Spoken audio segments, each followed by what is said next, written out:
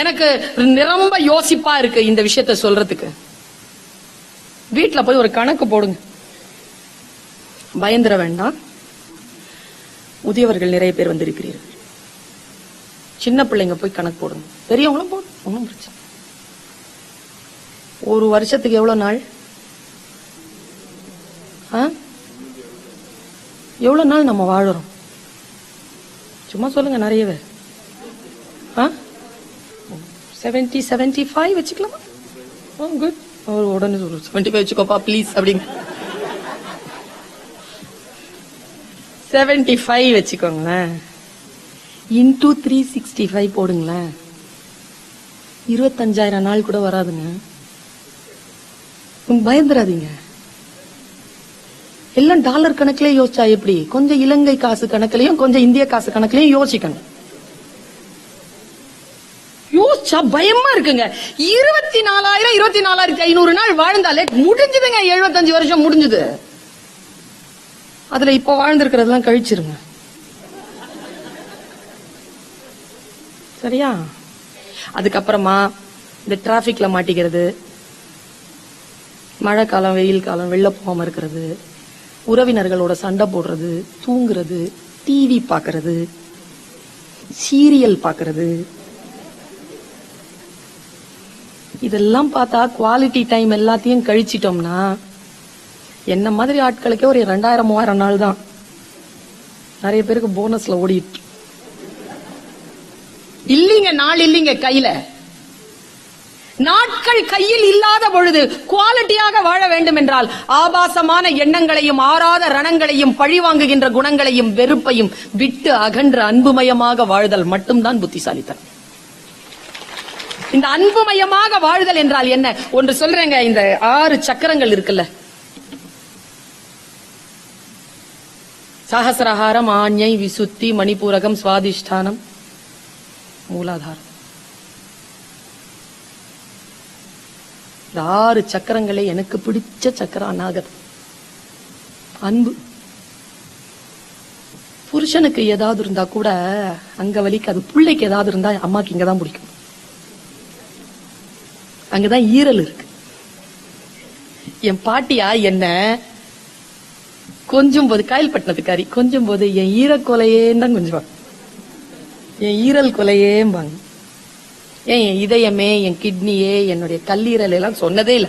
ஈரல் கொலையேங்கிறதுக்கு காரணமே அதுதான். அங்க இருக்குது. அநாகதத்தை ஆக்டிவ் பண்ணிட்டீங்கன்னு வச்சுக்கோங்களேன், மன்னிப்பு சாத்தியம். ஐ திங்க் ராமனுக்கு எல்லா சக்கரமும் ஆக்டிவா தான் இருந்திருக்கும். இந்த டைம்ல ஒவ்வொரு சக்கராஸ் பயங்கர ஆக்டிவ்ல இருந்திருக்கு. ஒரு அநாகதம் ஆக்டிவா இருந்த ஒரு இடம் என்ன தெரியுமா? இந்த இடத்த சொல்லி நான் ராமன் கிட்ட இருந்து கொஞ்சம் வெளியில வரேன். இதை விட ராமனை என்னால் வேறு விதமா புரிஞ்சுக்க முடியல. ஏன்னால் கடவுள் என்பதே அன்புதானேயா. அம்மா நான் அன்புதானே, அண்ணன்னா இங்க எத்தனை பேர் அண்ணன்? அண்ணா அண்ணா எத்தனை பேர்? அண்ணா அக்கா எத்தனை பேர் அண்ணனோட பிறந்தவங்க? அண்ணனா இருக்கிறதெல்லாம் பெரிய விஷயம் இல்லைங்க. அண்ணனோட பிறக்கிறது பெரிய விஷயம் தெரியுமா? அக்காவோட பிறக்கணுங்க. அண்ணா அக்காலாம் பூனைக்கு முதல் குத்தி பத்தியம்பாங்க. அது உண்மையா பொய்யான்னு எனக்கு தெரியாது. குடும்பத்திற்கு பத்தியமாகி போனவர்கள் அண்ணனும் அக்கா. அதை யோசிச்சு பாருங்களேன். நீங்க அப்பாவை இந்த வயசுல பார்க்க முடியாதுங்க. இருந்தா பாத்துக்கோங்க. அவங்களே சின்ன வயசுல பாக்கணும்னா அண்ணனை பாத்துக்கோ. இன்னைக்கு வீட்டுக்கு போய் உடனே ஒரு போன் அடிச்சு, அண்ணா நல்லா இருக்கியா கேட்டுருங்க. கேட்டுருங்க. அண்ணா அக்கா மறுபடியும் வரமாட்டான். கம்பன் அதை சொல்லி நிற்கிறான். அண்ணன் எப்படிப்பட்ட அண்ணன், அண்ணனா இருந்தா எப்படிப்பட்ட அண்ணனா இருக்கணும்னு வாலி சொல்றாங்க ராமன் கிட்ட. அண்ணனா இருந்தா உன்ன மாதிரி இருக்கணும்டா அண்ணன். என்ன அண்ணன்டா நீ? உனக்காக ஒருத்தன் உன் பாதுகை எடுத்துட்டு போய் ராஜகம் பண்றான். ஒருத்தன் யாராலையும் துறக்க முடியாத இளமையை துறந்தாங்க லக்ஷ்மண. அண்ணனுக்காக செஞ்சாங்க இவங்க எல்லாம். ஆனா நான் கெட்ட அண்ணன். என் தம்பியை நான் ரொம்ப கஷ்டப்படுத்திட்டேன். என் தம்பி என்ன கொன்னுட்டான். இருந்தாலும் ஒண்ணு சொல்றேன் கடைசியா, பாருங்க ராமாயணம் என்ன சொல்லுதுன்னு பாருங்க. உங்ககிட்ட கடைசியா ஒரு விஷயம் சொல்ற, ராமா நீ ரொம்ப நல்ல அண்ணன்ற திமிரு உன் தம்பிக்கு உண்டு. எப்ப பார்த்தாலும் இப்படியே நம்ம சுத்துவோம் தெரியுமா? நான் சுத்துவேன்ப்பா. ஏய் அண்ணன் யார் தெரியுமா? ஸ்கூல்ல எல்லாம் நம்ம கிட்ட யாருமே வாலாட்ட முடியாது. எங்க அண்ணன் கிட்ட சொல்லிடுவேன், நிறைய வாட்டி நான் சொல்லியிருக்கிறேன். அண்ணன் தான் நமக்கான ஒரே செக்யூரிட்டி கார்டு. அப்பாட்ட சொன்னாலும் அடி விடும். அண்ணன் தான் யார் அது அப்படின்னு சொல்லிட்டு வெளில வருவான். அவன் சொல்றான், நான் நல்ல அண்ணன் இல்ல, என் தம்பிக்கு நான் கெட்ட அண்ணன் ராமா. ஆனா நீ நல்ல அண்ணன், உன் தம்பி உன்னுடைய அண்ணங்கிற திமிர்ல சுத்துறான். எப்பவாவது ஒரு நாள் அந்த திமிர்ல என் தம்பிய பார்த்து போட அண்ணனை கொன்னவனே அப்படின்னு சொல்லாம பாத்துக்கிறியா? முன்முனை முழுந்தாய் என்றே இவன் பிழை பொறுப்பதையான்னு சொல்லிட்டு செத்துட்டாங்க வாலி. நல்ல அண்ணங்க வாலி. ராமனை பார்த்து தன்னுடைய வாழ்க்கையை சுத்திகரித்துக் கொண்டவன் வாலி. நல்ல அண்ணனாக இருப்பது எப்படி என்பதனை இந்த உலகத்திற்கு சொன்னவன் நல்ல அண்ணன்க ராமன். ஒரு நல்ல கணவன், ஒரு நல்ல குழந்தை, ஒரு நல்ல மாணவன், ஒரு நல்ல போர் வீரன். கடைசியா ஒன்னு சொல்றேன், வானத்துல இருந்து தசரதர் இறங்குறார். இந்த தசரதருக்கு என்னன்னு தெரியல, செத்த அப்புறமாவும் அவருடைய அந்த பழக்கம் போகல. குழந்தாய் உனக்கு என்ன வரம் வேண்டும் கேள்.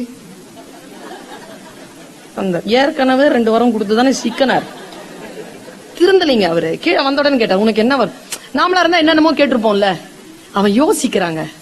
தன்னை தன் தாய் கானகத்துக்கு துரத்திய பொழுது தன் தகப்பன் சொன்ன வார்த்தையை அறிந்தான் ராமன். தன் தகப்பன் தாயிடத்தில் என்ன தெரியுமா சொன்னா? இனி நீ என் மனைவி இல்லை, உன் மகன் பரதன் என் மகன் இல்லை அப்படி சொல்லிட்டு செத்தான். பாருங்க குடும்ப உறவுகளை எப்படி பேணி பாதுகாக்கிறான்றது பாருங்க. தன் இளமையை அழித்தவள், தன் வாழ்க்கையை அழித்தவள், தன்னுடைய எல்லா விஷயங்களையும் தனிப்பட்ட வாழ்க்கையை அழித்து கொண்டு சமூகத்திற்காக தான் வந்ததற்கு காரணமான ஒரு பெண்ணை மனசுல வச்சுக்கிட்டு கடைசி நிமிஷம் வரைக்கும் நம்ம எவ்வளவு துன்பங்களையும் துயரங்களையும் ஆறாத ரணங்களையும் சுமந்து கொண்டிருக்கோம். இன்னைக்கு கூட நம்ம கிட்ட துப்பாக்கி கொடுத்தா சுட்டு தள்ளுறதுக்கு நம்ம குடும்பத்திலேயே ஒரு 10 பேர் வச்சிருக்கோமா இல்லையா? ஊருக்கு போனாலும் அவனை விடக்கூடாது வச்சிருக்கிறோமா இல்லையா? இந்த மட்டும் எனக்கு கிடைச்சிருச்சு, எனக்கு உங்களெல்லாம் போட்டு தள்ளு, ஒரு பிரச்சனையும் கிடையாது, உனக்கு சட்ட சிக்கல் வராது, நீ மன்னிக்கப்படுவாய் அப்படின்னா நம்ம ஒரு 10 பேரை கண்டிப்பா வச்சிருக்கோம். அப்ப ராமனுடைய ஃபர்ஸ்ட் லிஸ்ட்ல இருக்கிறதே கைகேயி தான். ராவணனா அவன் கொன்னுட்டான். அப்படி நிக்கிறாங்க. வானத்துல இருந்து வந்து தசரதன் கிட்ட கேக்குறான், 2 வரம் கேட்டல, 2 வரம் எனக்கு கொடு. என்ன வரம் தெரியுமா? தீயள் என்று நீ துறந்த என் தெய்வமும், தீயள் என்று நீ துறந்த என் தெய்வமும் அவள் மகனும் தாயும் தம்பியுமாம் வரம் தருக. மறுபடியும் என்ன? எனக்கு அவங்க அம்மாவாவும் தம்பியாவும் வேணும். கடைசியில் தன்னுடைய வாழ்க்கையில் தன்னை இழிவு செய்து தன்னை அப்புறப்படுத்தியவர்களை அவதார நோக்கத்திற்காக தன்னை திருத்திக் கொண்டவள் அவள் என்பதனை புரிந்து கொண்டு அந்த ஞானம் பெற்ற நிலையில் ராமன் பேசினான்.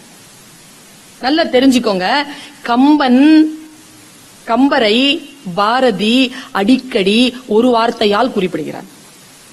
நானும் பார்க்கிறேன். வள்ளுவனை தெய்வம் என்று சொல்லுகிறான். தெய்வ வள்ளுவன் வானுரை தந்ததும் என்று வள்ளுவனை பேசும் பாரதி கம்பனை கம்பன் என்னும் மானிடன் வாழ்ந்ததும் என்கிறான். கம்பனை மனிதன் என்று பேசுகிறான். நான் ஒன்னு சொல்றேன், நாம பிறந்ததனால் மனிதர்கள் இல்லை, மனிதர்களாக வாழ்ந்தால் மட்டும்தான் மனிதர்கள். மனிதர்களாக எப்படி வாழ வேண்டும் என்பதற்கான சாட்சி ராமன். அதனால்தான் ராமனுடைய வெற்றியை மானுடம் வென்றதம்மா என்று பேசினான் கம்பன்.